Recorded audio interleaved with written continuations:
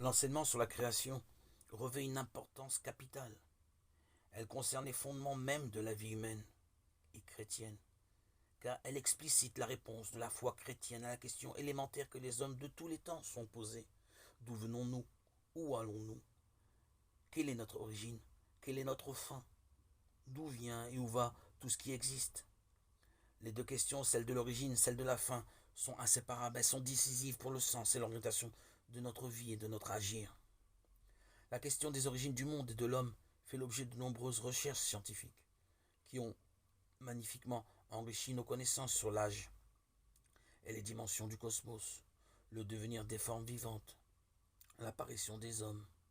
Ces découvertes nous invitent à admirer d'autant plus la grandeur du Créateur, à lui rendre grâce pour toutes ses œuvres et pour l'intelligence et la sagesse qu'il donne aux savants et aux chercheurs. Avec Salomon, ceux-ci peuvent dire: c'est lui qui m'a donné la science vraie de ce qui est, qui m'a fait connaître la structure du monde et les propriétés des éléments, car c'est l'ouvrière de toutes choses qui m'a instruit. La sagesse. Sagesse 7, 17-21. Le grand intérêt réservé à ces recherches est fortement stimulé par une question d'un autre ordre, qui dépasse le domaine propre des sciences naturelles. Il ne s'agit pas seulement de savoir quand et comment a surgi matériellement le cosmos, ni quand l'homme est apparu, mais plutôt de découvrir quel est le sens d'une telle origine, si elle est gouvernée par le hasard, un destin aveugle, une nécessité anonyme, ou bien par un être transcendant, intelligent, bon, appelé Dieu. Et si le monde provient de la sagesse et de la bonté de Dieu, pourquoi le mal? D'où vient-il? Qui en est responsable? Y en a-t-il une libération? Depuis ses débuts, la foi chrétienne a été confrontée à des réponses différentes de la sienne sur la question des origines.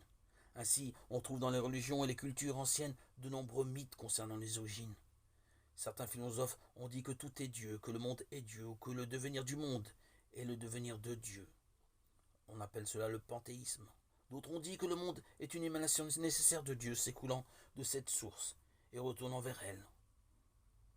D'autres ont encore affirmé l'existence de deux principes éternels, le bien et le mal, la lumière et les ténèbres en lutte permanente.